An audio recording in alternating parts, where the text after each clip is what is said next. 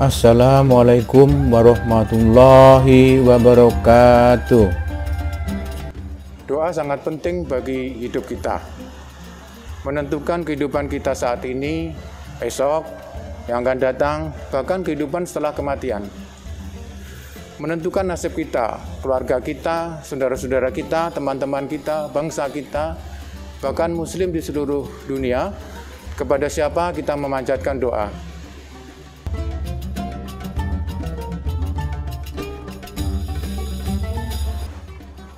Dari Masjid Raya Bandung, kita bahas materi kelima bekerja dengan iman dengan judul Doa untuk Kesejahteraan Dunia dan Kebahagiaan Akhirat.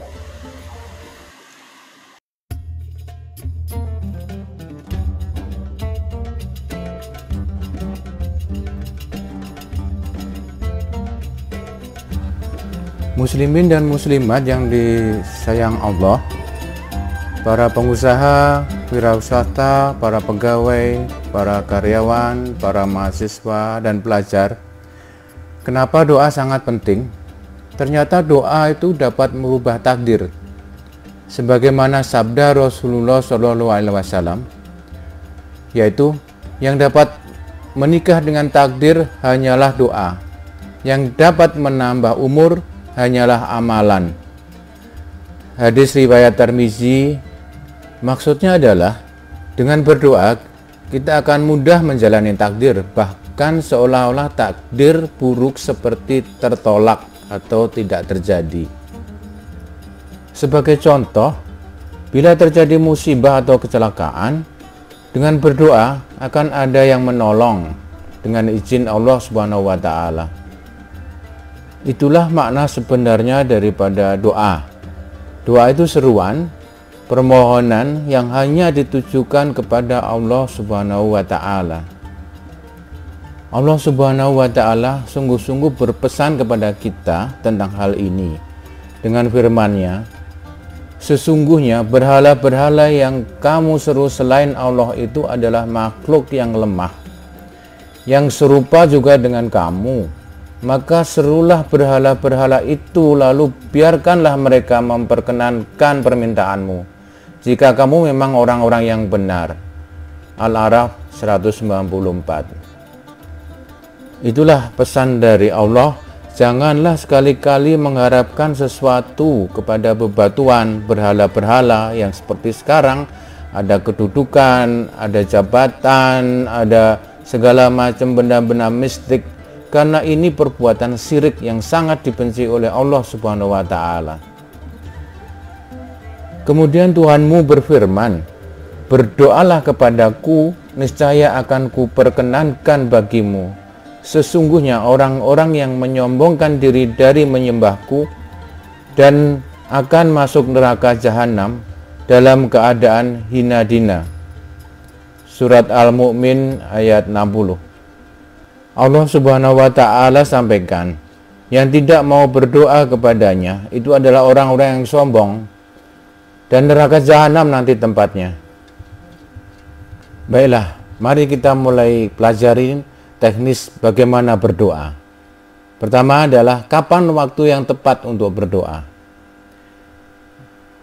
Rasulullah sampaikan beberapa hadis dan dapat disimpulkan bahwa waktu yang tepat untuk berdoa adalah antara lain sepertiga malam terakhir, ketika berbuka puasa, malam Lailatul Qadar, antara azan dan iqamah, saat sujud, sebelum salam pada salat wajib, dan ada beberapa waktu yang tepat lagi. Rasulullah bersabda, ada yang bertanya, wahai Rasulullah, kapan doa kita didengar oleh Allah Subhanahu wa taala? Beliau menjawab, pada akhir malam dan akhir sholat wajib. Hadis riwayat Tirmizi. Kemudian, bagaimana adab berdoa kepada Allah Subhanahu wa taala? Pertama, keadaan kita berwudu, menghadap kiblat, menyampaikan doa dengan suara lirih dan penuh ketundukan sambil yakin bahwa doanya akan diterima. Ini disebutkan di dalam buku Imam Al-Ghazali.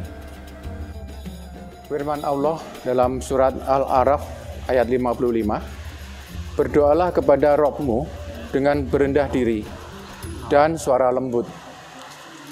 Sesungguhnya Allah tidak menyukai orang-orang yang melampaui batas. Mulailah doa dengan berzikir, memuji Allah Subhanahu wa taala dan sholawat kepada Rasulullah Shallallahu alaihi wasallam. Berdoa dimulai dengan berzikir, memuji dan memanggil Allah Subhanahu wa taala agar doa kita diperkenankannya. Kemudian kita bersolawat Rasulullah Shallallahu alaihi wasallam. Beliau bersabda, barang siapa bersolawat untukku, maka para malaikat akan bersolawat untuknya selama dia masih bersolawat untukku. Baik ketika itu ia mempersedikit atau memperbanyak salawatnya. Inilah sebabnya kita bersolawat saat berdoa, agar malaikat bersolawat mengiringi doa permohonan kita pada Allah Subhanahu wa taala. Kemudian Rasulullah berpesan, apabila salah seorang dari kalian berdoa, hendaklah dia sungguh-sungguh dalam memohon dan janganlah ia mengucapkan, ya Allah, jika engkau berkenan maka berilah aku, karena sesungguhnya tidak ada yang bisa memaksanya.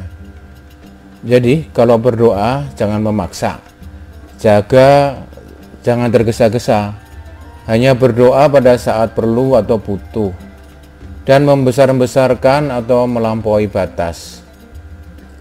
Dari uraian tadi, susunan doa menjadi sebagai berikut. Pertama, zikir, memuji kebesaran Allah Subhanahu wa taala. Yang kedua, sholawat pada Rasulullah. Yang ketiga, sampaikan doa permohonan kita dengan penuh harap, dengan lirih dan sebagainya. Rasulullah menyarankan untuk kita menyusun doa kita sendiri sesuai apa yang kita perlukan.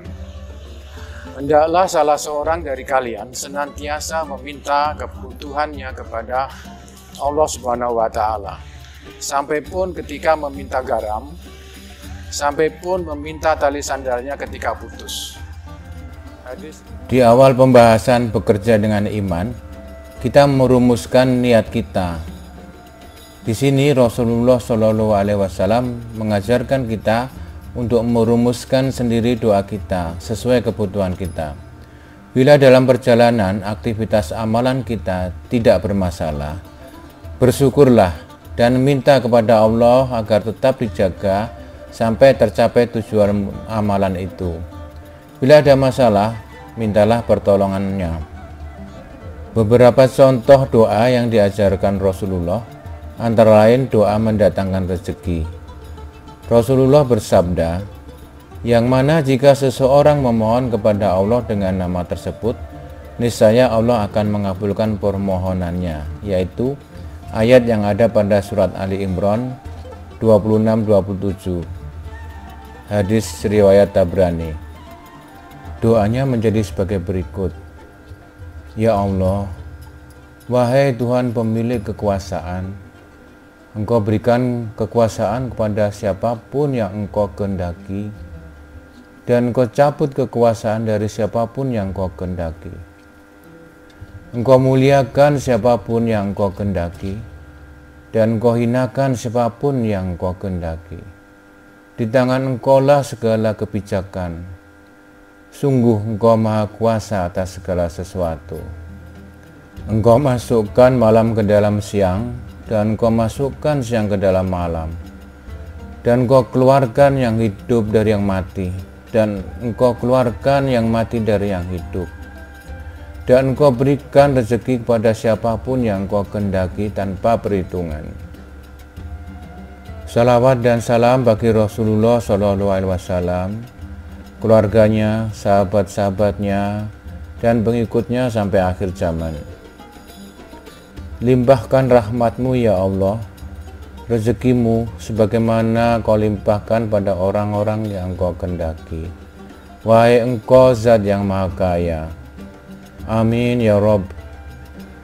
Contoh lain untuk doa dalam kesejahteraan dunia dan kebahagiaan akhirat.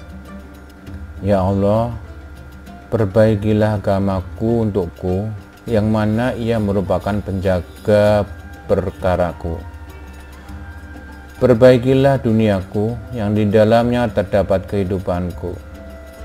Perbaikilah akhiratku untukku, yang di dalamnya terdapat tempat kembaliku.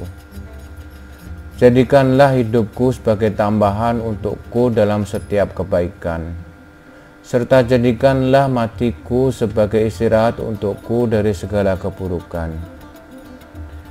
Hadis riwayat Muslim 4897. Muslimin dan muslimat yang berbahagia, terakhir, janganlah berputus asa dalam berdoa dan mengharap kepada Allah Subhanahu wa Ta'ala. A'udzu billahi minasy syaithanir rajim.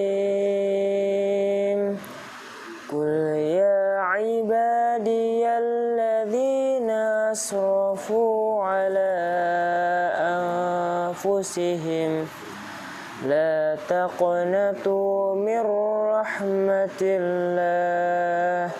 innallaha yaghfirudz dzunuba jami'a innahu huwal ghafurur rahim wa anibu ila rabbikum wa aslimu lahu min qabli an ya'tiyakumul adzabu summa la tunsarun. Katakanlah, hai hamba-hambaku yang melampaui batas terhadap diri mereka sendiri, janganlah kamu berputus asa dari rahmat Allah. Sesungguhnya Allah Ta'ala mengampuni dosa-dosa semuanya. Sesungguhnya dialah yang maha pengampun lagi maha penyayang. Dan kembalilah kamu kepada Tuhanmu, dan berserah dirilah kepadanya, sebelum datang azab kepadamu, kemudian kamu tidak dapat ditolong lagi. Surat Az-Zumar 53-54.